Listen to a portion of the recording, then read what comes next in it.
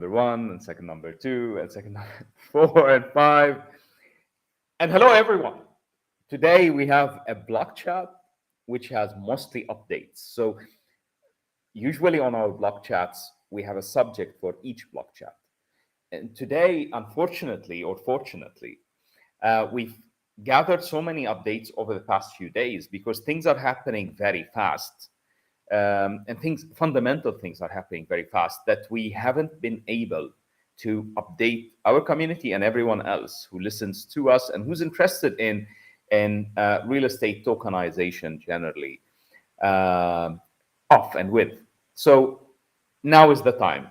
Today on Block Chat with Denis Petrovcic and Makram Hani, what we are doing is first updating you on everything we've done, and obviously we'll talk about many other things that probably would be interesting to the few of you. And I say few of you, but we started talking about thousands in a live session, which is amazing. Okay, I've heard from Denis. Hi, Denis. Hey, Makram. How are you? I turned myself off rather than putting you on. So I heard from Denis a few days ago that on X we had live around 2,000 or more viewers at the same time, which we're very happy with. That's good. Yeah, that's amazing. I was actually really surprised. I was not expecting, because different social media channels offer different exposure. I always, well, when we started doing this, we started talking about Blocksquare openly. I think our main channel was actually LinkedIn, because there was much more people from the real estate industry or traditional financial industries at the time interested in what this blockchain thing is. And that's where we were receiving kind of the most traction. Today, fortunately, unfortunately, I don't know, but those channels have changed. The audience has changed. And for those watching us on YouTube and on LinkedIn, for instance, know that, besides you and the 5 or 10 people watching it tonight, there's another 2,000 people on Twitter, or X, how is it called today, watching it at the same time. I would tell my wife now, you're not anymore forced to watch it. So we needed 2 people to watch it. Denis was forcing his wife, and I was forcing mine, and we had to. But now both of you can be free of that. We don't need you anymore. Exactly. This is what the message is. you. Thank you for all the work you have done so far. And yeah, now I guess it's out there, and thank you for all the support. I asked my wife, how was it? Good. I'm sure she was muting me. That's why she said it was good. So it's amazing. Denis, what are we doing? What have we done? And here I can't but start with, we've been recognized. Now we've been recognized multiple times, but I believe this recognition is interesting at the time it comes. What have we been recognized at, Denis? Well, just recently, those who follow us kind of closely on a weekly basis or daily basis even, have seen this announcement, and what we've received is an amazing award to be recognized as the top emerging prop tech of the year. And I think this comes at a time where kind of coincidentally we've also reached some other milestones that we've been quite verbal about during consensus, when our team, or a part of our team, was in Austin, in Texas, in the US. And so what happened is that a lot of information was shared in a very short period of time. So we said, look, let's do a block chat where we dedicate a couple of minutes time to each of these achievements on its own. I'm sure no one saw that block chat because I wasn't there, so it wasn't interesting for them. They came on, oh, Makram is not here, turned it off. That's my wife, probably. So, but for those who have seen it, if any, it was a very good block chat. But yes, it was condensed in information, and there was several of us at once. So there comes so much news. So some of the news that may be very important that everyone worked so hard to achieve passes as if it never happened. And today we're gonna share that with you. So let's start with what were we awarded as and why is that important? And here we come 2024 and 2025 after. And then I will share with you a screen and Dennis will tell us more about where have we tokenized and what have we tokenized already. So why is that award? Emerging prop tech solution of the year. The project that has been chosen as the project of the year 2024. Why is that important to us? And why is it very important that an RWA, a specific real estate tokenization infrastructure provider, and I would say more than infrastructure, a methodology and workflow provider that have researched this space, that have developed in this space, we've put so much R&D into the space.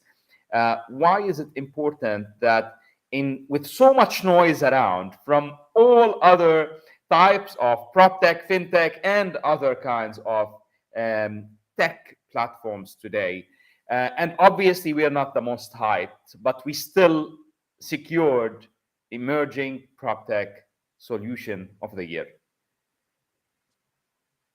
Here, I think everyone will see a different angle of this. I can speak from my personal kind of view. When we launched Blocksquare, we were trying to figure out where we fit in. And at that time, the only place where we were interesting was not Web3, it was not crypto, it was actually prop tech. Prop tech was where Blocksquare was being recognized. And at the time, back in 2018, 19, that's where we received a couple of awards. A couple of, we were chosen to be at the finals of certain events, be able to pitch in front of audiences.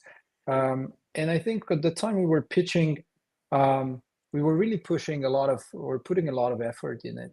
And there was a big gap between the audience that was listening to us and us with our kind of vision of the future.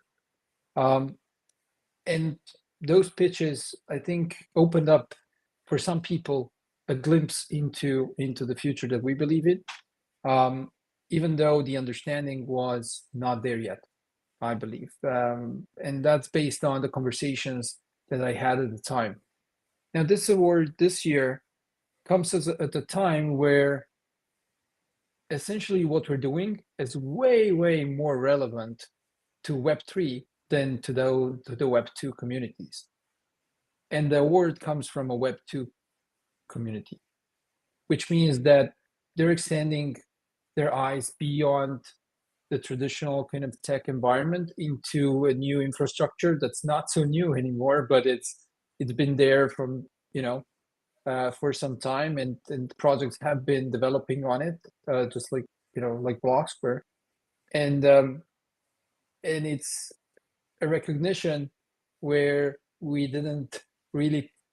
pushed, but we didn't push so much effort there. We pushed into the business creation on the infrastructure that we've built.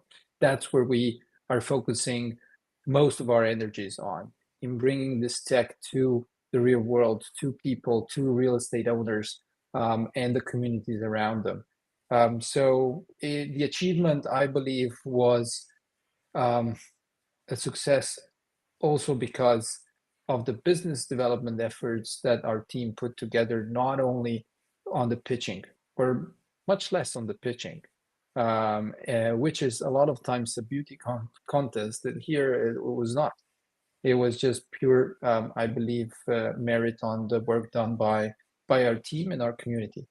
And I think that's important to recognize. It's a good sign, because it means that Web2 and traditional prop tech, fintech is on the lookout for startups that come from this Web3 environment, that come with a product, not only a product, but a vibrant, vested community that surrounds them. And it's a snowball effect. When these projects come and start colliding in a more kind of retail or more not Mass so market. confined, yeah, mass market, they have this community of supporters, ambassadors, and fans that advocate for it and are able to educate the new communities that maybe lack certain parts of understanding. So I'm really kind of happy about this award, but that's my view. Makram, I don't know what your view is here on this one. But as far as we talked, I know that we're here on kind of a similar page. I believe that we are on a similar page. We've done it, and the team have done it, and we want to thank also everyone who was involved because there was a group of people who really pushed hard to make sure that that's done. Now, yes, everything is a group effort, but within our team there is multiple parts of the team, and each part pushes in a certain direction, all towards the same goal. But some of the efforts get us similar recognition. And yes, it's based on the root of what everyone else have built and developed and worked on. But it's great work. So well done, and thank you for everyone who contributed and who put an effort in that. And here, not only have we been recognized, but we were doing something at the time that we were being recognized. So we were doing something impacting real world assets in the real world in real time. So, and today you can see it in real time. So let me share with you, what do I mean with that? I mean with that today you can see how many assets have been, and here I'll get the screen closer so that you can see numbers. And again, we probably need to work on the colors, but you can see here numbers and in each city. And then I'll get the screen out there the other way around, and I show you the 118 properties that are tokenized and where are they. Tell us more, Dennis, please. Tell us more about what are we doing here, and where have we tokenized? Why is this important, and why has this been an important milestone? I remember on the first block chat, and every time I see that block chat, I laugh. I'm sure you do as well, or you cry probably. But what is this, and why is this relevant? Tell me. Well, first of all, I think here what we're seeing is a community effort, right? Again, it's what we're building is a protocol where the data can be shared across multiple applications. That data can be indexed because it's built through a blockchain smart contract system deployed on the Ethereum blockchain. And by indexing that data, you're basically creating a database, right, in a way that can be queried. And with that functionality, that API, if you will, you can build interfaces, and those interfaces can display different things. And in this case, this is, I believe, bstscan.io, which is a project developed by one of our community members. I think that's the coolest part of it. It's so open that anybody can build something like that. Obviously, you need to have certain skills, but I see a future where other applications similar to this Yeah, one let me can correct. be Sorry, built. here. Let me correct. Everyone can build something like that. By everyone, Dennis doesn't mean me and people like me. So, so he means Makram, people. you could pay somebody to do it, right? Yeah. So, but what I'm saying is that the importance of this is the transparency that we're bringing to real estate assets. Now, here, what's being displayed currently, it's a very kind of simple form of locations. Those locations are retrieved from each PSPT smart contract because there's a geolocation that's the metadata on that property that's stored there. The street address is another piece of metadata that's stored there. The name of the property symbol, the marketplace where the property is listed on, that piece of information could be added there as well. I don't think it's yet there, but it could be. Then there's other pieces, other parts of the information, and you can then click on looking into the smart contract as deployed and indexed on Etherscan, for instance. So you can get additional data there, but you can see already here how many tokens have been issued, how many token holders there are for a specific property. And it's a very convenient way to browse around for anybody who's kind of trying to discover the realm of tokenized real estate that Blocksquare is building through its network. And I think the importance here is We have the importance here is that we have a property in Lebanon, my country. Look. exactly. And we have crossed the 100 million, but the 100 million could be crossed with 2 properties because we tokenize, let's say, of one single real estate owner of a fund, for instance. But no, what we have done, we have crossed more than tokenized more than 100 properties. In fact, I think now we are at around 120, counting some properties in the tokenization pipeline. It means that these properties are owned by a multiple of real estate owners, and those owners are all familiar with the process of tokenizing real estate. And I think that's the power of the DAO that we're building up, is because it's composed of members who have an understanding not only on real estate, but as well on the Web3 side of things, on tokenization. And this creates a more powerful, or the ultimate powerful organization when it comes to tokenized real estate, in my belief. It's the people that composes, the people that have an active role or passive role in that organization. You know what?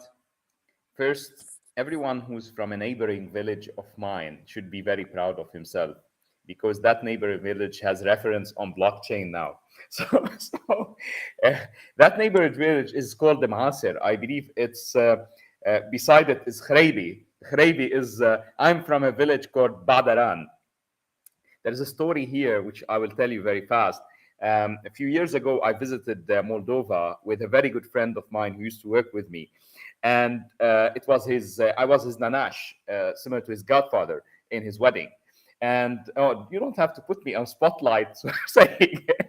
And then he was introducing me to everyone with so much excitement. And he was saying, Makram from Badaran. And I said, man, amazing people. When he says Makram from Badaran, everyone is so happy. And obviously, they talk Romanian in Moldova. So it turned out to be that Badaran means stupid.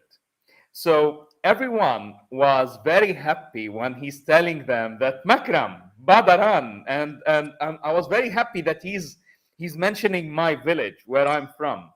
And it turned out that he's talking about Makram the stupid. Let's go back to the block chat here. Guys, if you've looked at the map while Denis was talking about it, and you've seen that there is a ranch in Texas, and then another property in Nairobi, and another property in Morocco probably, and another one in Slovenia, another one in Austria, another one in Turkey, and another one in Lebanon, and another one in Australia. And if you look at this marketplace and just imagine with us, everyone closes his eyes and imagines for a second. It has currently 118 properties on the map, and it feels this rich. Imagine when it has 118,000 properties on the map. And there is one in your neighborhood, but also if your neighborhood is not thriving, but you believe that there's another one that is thriving, in Perth, you can, with few clicks, purchase part of that property in Perth. Do not tell me that that's not interesting, please. It is. And that's what we are building this for. That's why we're sitting in front of you every other week. We used to sit every week, and we may be sitting every week again in the future. talking about this, and we're putting all of this time and effort because this is a target that's worth working for and working to. Remember, it's not a simple thing of taking and digitizing a property. The process has too many moving elements to be dealt with. And some of those moving elements that we deal with is similar to asset management, portfolio management, property management, risk assessment, risk management. And that's why every single individual in the team is putting an effort to make sure. And you will see one of those things that we hinted on before coming up in a few weeks, I would say. And that's to deal with the risk assessment of a property, the status, the valuation of a property, and everything that surrounds it, where so much effort has been put on that. And I believe that will be very valuable for every project which is building something like us today, and everyone who cares about real estate and tokenized real estate, obviously. And that is the essence of what we're building. So I want you to visualize with us 118,000 properties on a map like this. You can hover over one and it will tell you the valuation, what is on offer. You can go in, you can check it out. You can check all the history out, the order book, the order wheel, every single transaction that have ever happened on it. You can take that and go through Etherscan to see the reference of every single transaction. When did it happen? What's the size?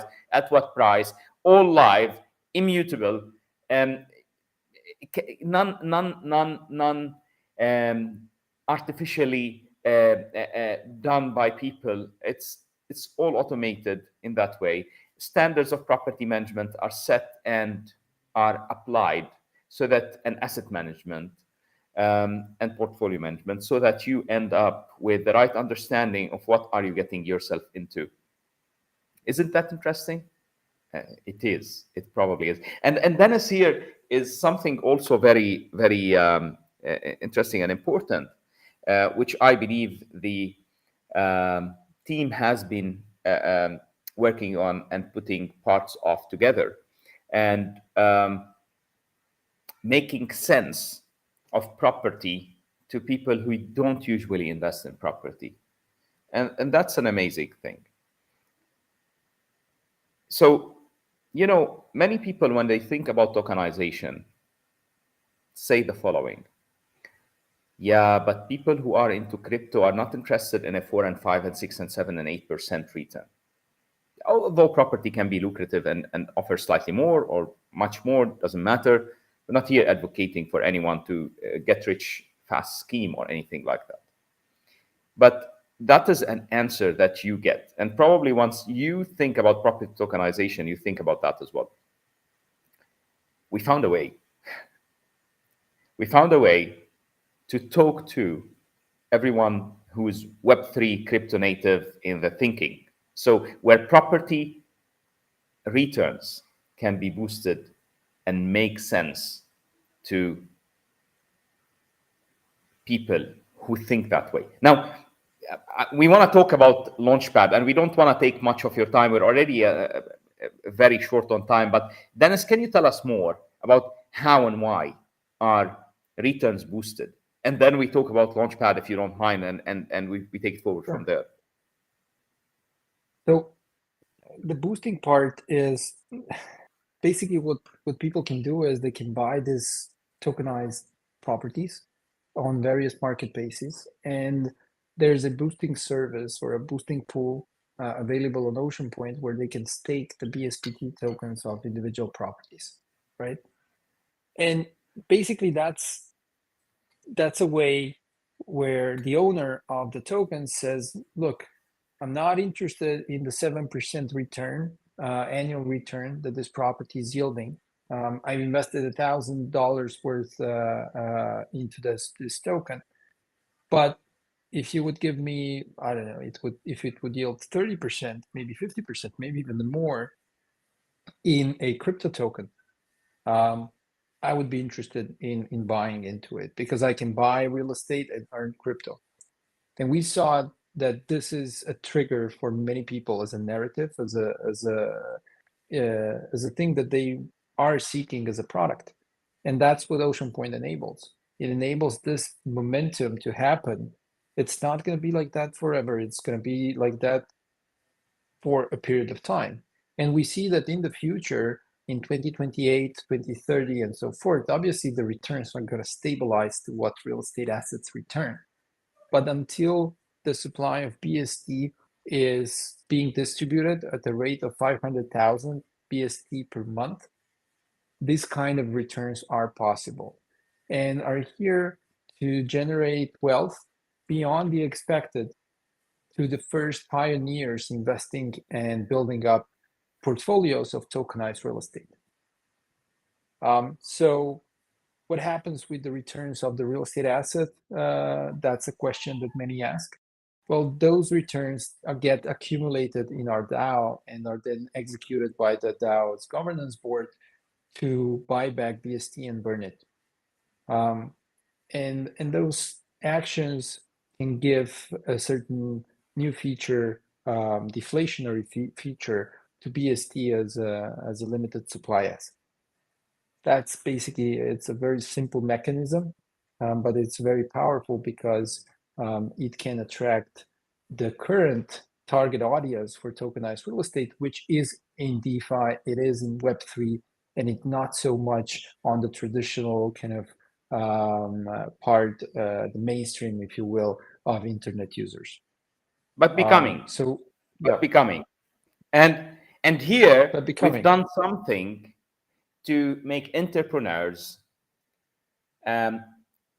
able in a more feasible, easier way to access the future of real estate. What is the Launchpad? Why has it been put together? And what does it help people do?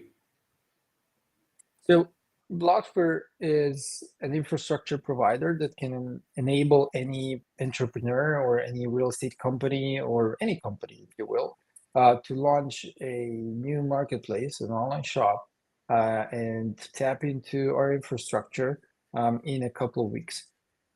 To do that, these companies, these partners of ours, they need to purchase a software license to run on Blocksquare. And that software license has a certain cost. The cost is 40,000 US dollars. There's also monthly plans so that companies can kind of distribute this cost across 12 months to 48 months to decrease the monthly burden on their operation. And then there's a partnership program that ties in BST. For every 10,000 SBST, so stake BST, the company is able to get a 10% discount. So for 50,000 SBST held, they get 50% discount on this licensing and all the costs of running on Blocksquare's infrastructure. For 100,000 SBST, they get so-called platinum membership or partnership, and they get 100% discount. So what we've achieved is we've tokenized the software license. And that's great. We have some partners that have invested 100,000 SBST to run on our software.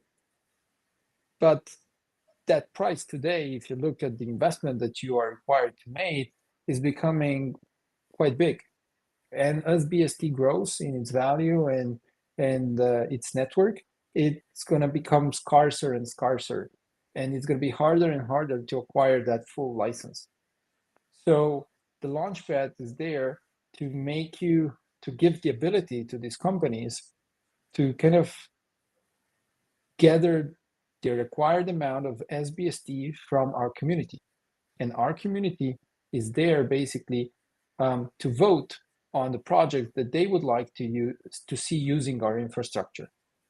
Today, maybe those projects are few, but in the future, I can see many candidating to start and wish to launch on our infrastructure, but it's going to be the community voting on who gets support and who doesn't.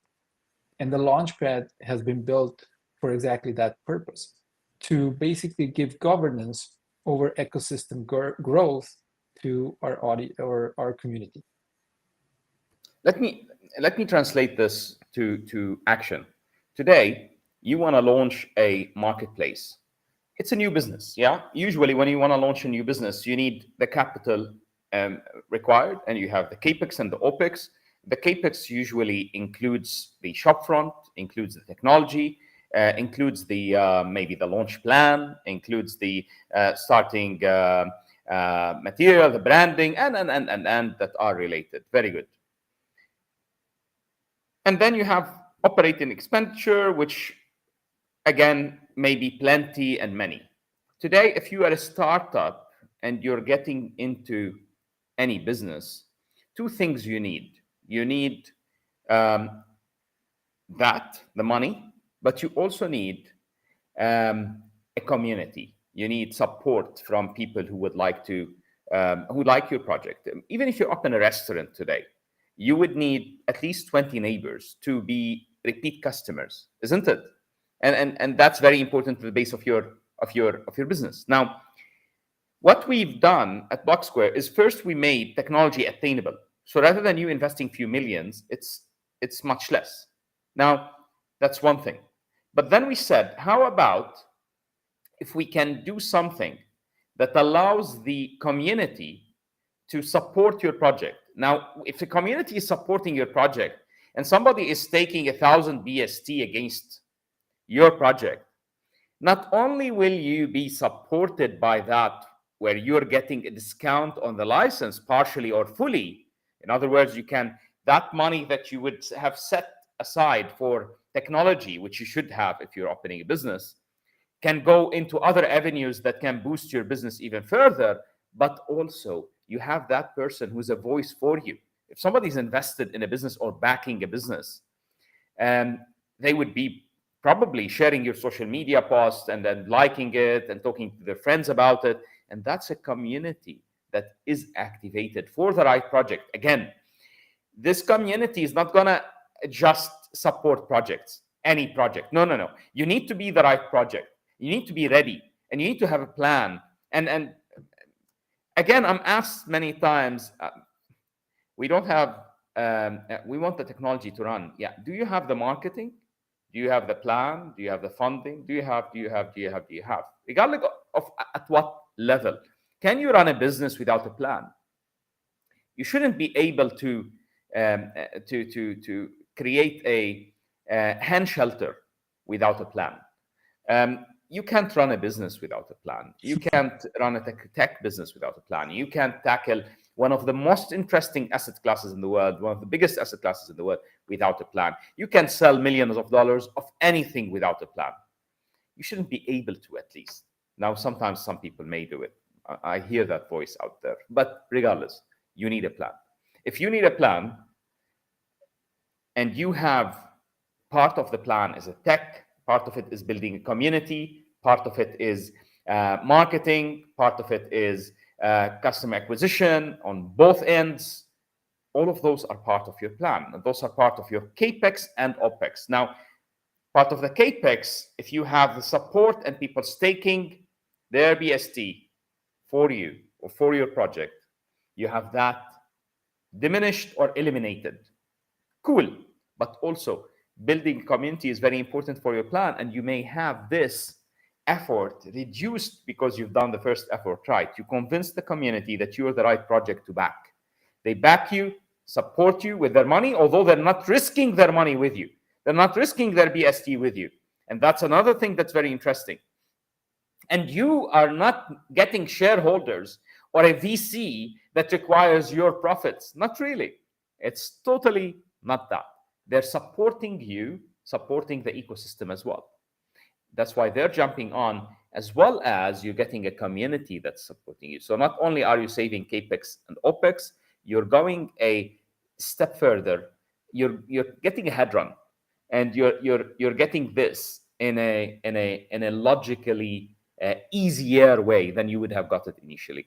That's what the Launchpad is all about, and this is what you need to do. And here's, many ask, what do I need to do as a community member? Here I'm speaking to people who hold and stake BST and have SBST on their wallets, right? What's going to be my step when the next, so in this month, there's going to be a campaign. The first campaign is going to open up.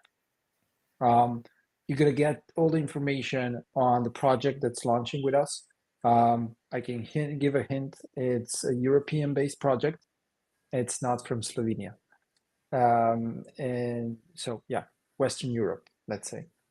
That's all I'm going to say. But what excites me about this project is because they have a plan. They have what Makram just described. They have done all of those things, and that's why they were selected to be the first one to present. And I kind of urge you to look into them when the information becomes available.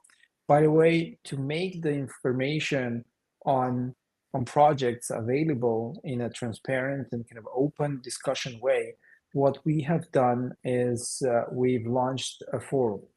And that forum is built on Discourse. Discourse, for those who are familiar with the DAOs and the Web3 project, they know that it's a software to basically power forums. And a lot of times Web3 projects kind of utilize this Discourse.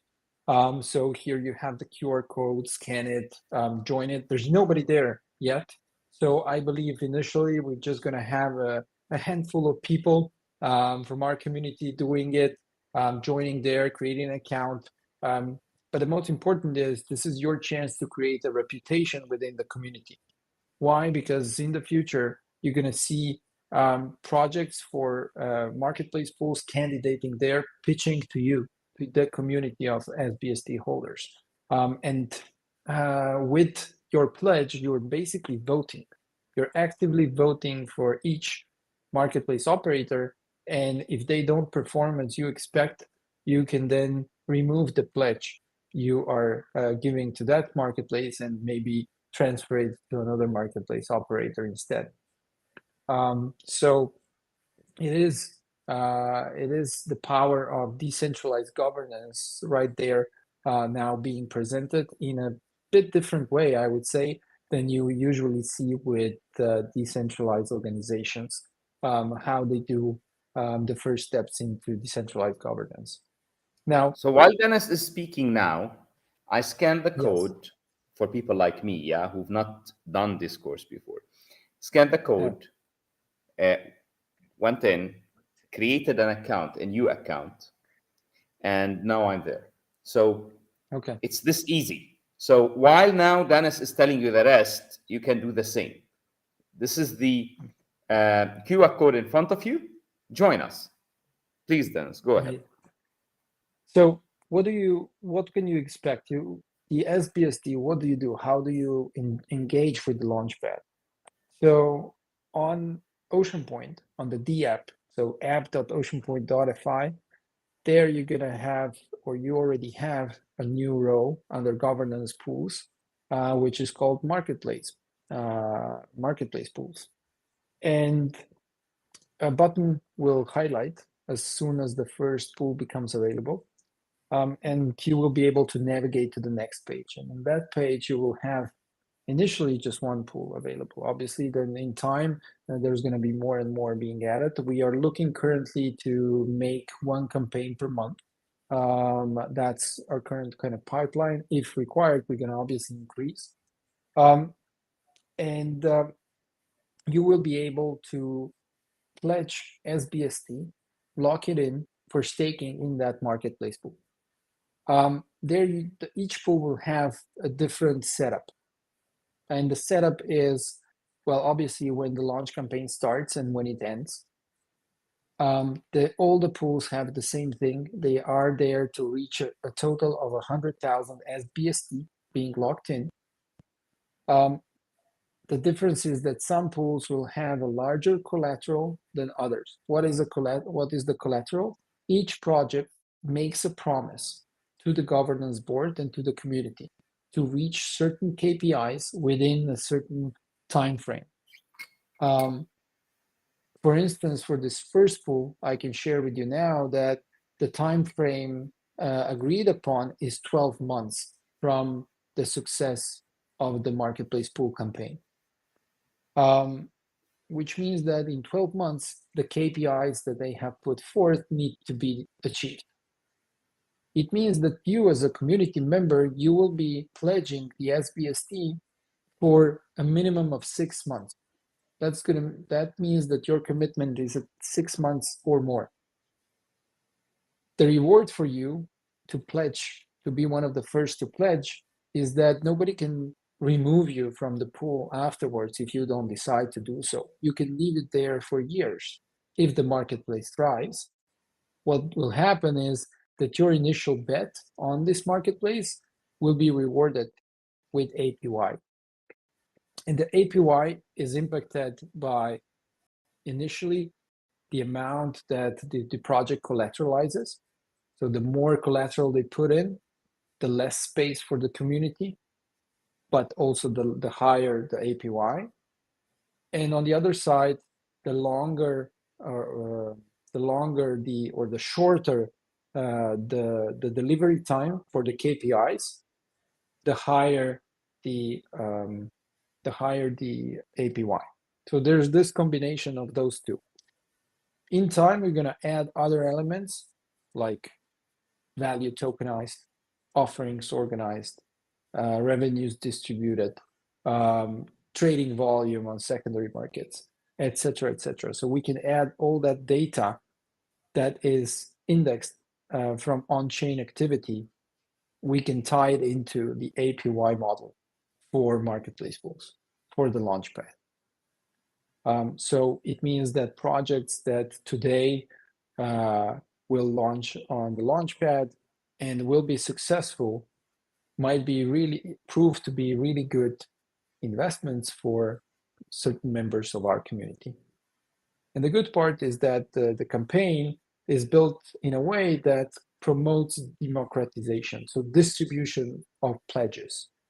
And it means that there's a cap, initial cap on how much you can pledge from a single wallet. Now, some of you might be, look and say, well, I'm just going to distribute SBST to 10 wallets and do it from 10 wallets. Sure, you can do it, no problem. There's no way of stopping you because it's, that's the nature of DeFi. But on the other hand side, it's a way for allowing multiple accounts to come into a single pool, right?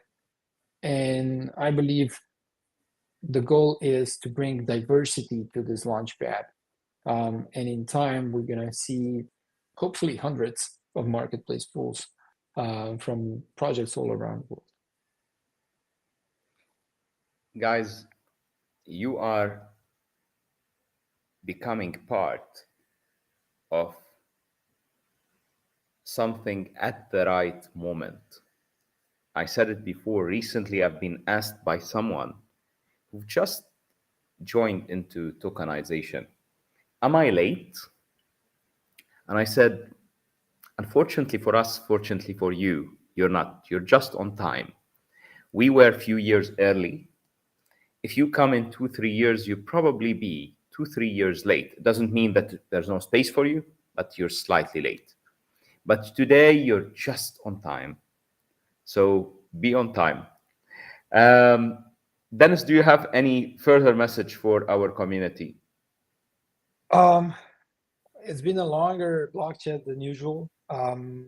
Julia said, look, drive them through the transaction on the Launchpad. Tell them step by step what needs to be done, because it's an important message on the how part as well. We're gonna have in 2 weeks block chat with the first marketplace operator that we launched through the Launchpad. I'm quite excited about that part. But also, there's been a very big effort from the marketing team on a campaign with on Twitter. There's been the first Twitter space that Blocksquare has ever organized, has taken place last week. And what we have had is, I believe, a great conversation. There was more than 200 listeners who joined us. And we had representatives of a couple of amazing projects. And we talked about transparency in Web3. We had somebody from Flux, which is the, like in short, for those who don't know Flux, it's the decentralized version of Amazon Web Services. We had somebody from Timpi join.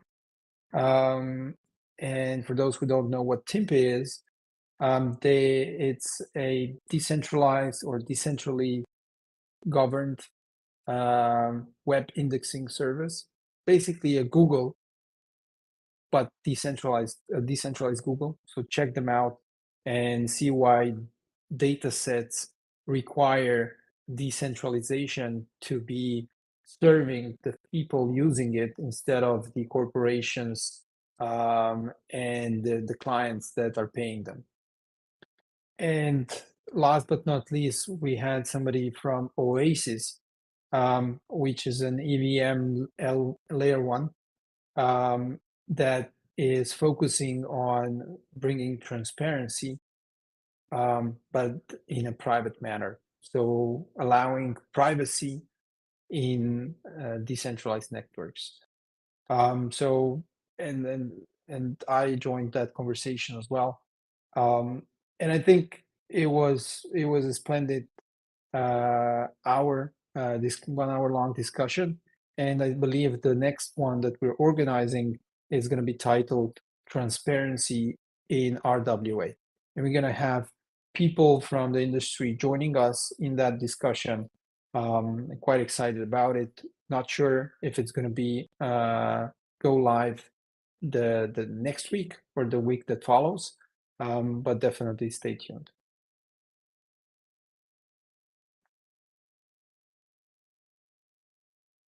The next block chat, and I was muted.